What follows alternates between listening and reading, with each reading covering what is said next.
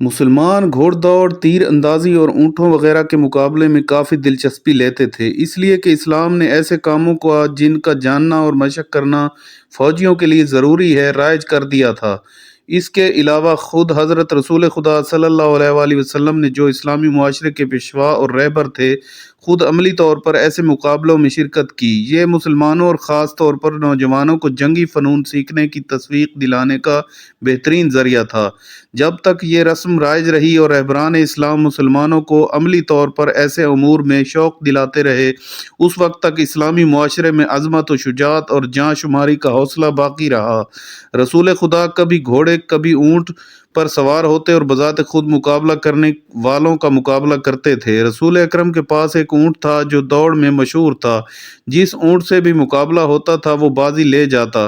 آہستہ آہستہ سادہ لوگ گروہ میں یہ خیال پیدا ہوا کہ چونکہ یہ اونٹ رسول سے تعلق رکھتا ہے، اسی وجہ آگے نکل جاتا ہے، لہٰذا دنیا میں ایسا اونٹ پیدا ہونا ممکن نہیں جو اس کا مقابلہ کرے۔ یہاں تک کہ ایک صحرائی عرب اپنے اونٹ کے ساتھ مدینہ آیا اور دعویٰ کیا کہ رسول اکرم کے اونٹ سے مقابلہ کے لیے حاضر ہوں۔ اصحاب رسول انتہائی اطمینان کے ساتھ اس دلکش مقابلہ کو، جبکہ رسول خدا خود دوڑانے کے لیے آمادہ تھے، دیکھنے کے لیے شہر سے باہر نکلے۔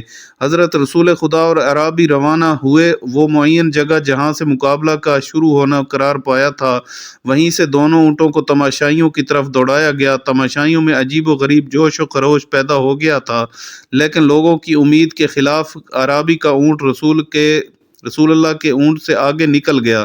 مسلمانوں کا وہ گروہ جو پیغمبر کے اونٹ کے بارے میں ایک خاص رائے قائم کیے ہوئے تھے، اس واقعہ کے رونما ہونے سے بہت رنجیدہ ہوا، اور یہ ان کی توقع کے بالکل برعکس تھا۔ ان کے چہروں کے رنگ اتر گئے۔ حضرت رسول خدا نے ان لوگوں سے فرمایا، یہ افسوس کی جگہ نہیں، چونکہ میرا اونٹ تمام اونٹوں کے مقابلے میں آگے نکل جاتا تھا، لہٰذا وہ اپنے تئیں مغرور ہو گیا تھا۔ اس نے خیال کیا مجھ سے کوئی بازی لے جانے والا نہیں، لیکن سنت الہی یہ ہے کہ ہر قوی کے لیے قوی تر اور ہر بلندی کے لیے پستی بھی ہے، اور ہر غرور کرنے والے کا غرور خاک میں مل جاتا ہے۔ حضرت رسول خدا نے اس طرح کی حکمت آموز نصیحت کے ضمن میں ان لوگوں کو ان کی غلطی کی طرف متوجہ کیا۔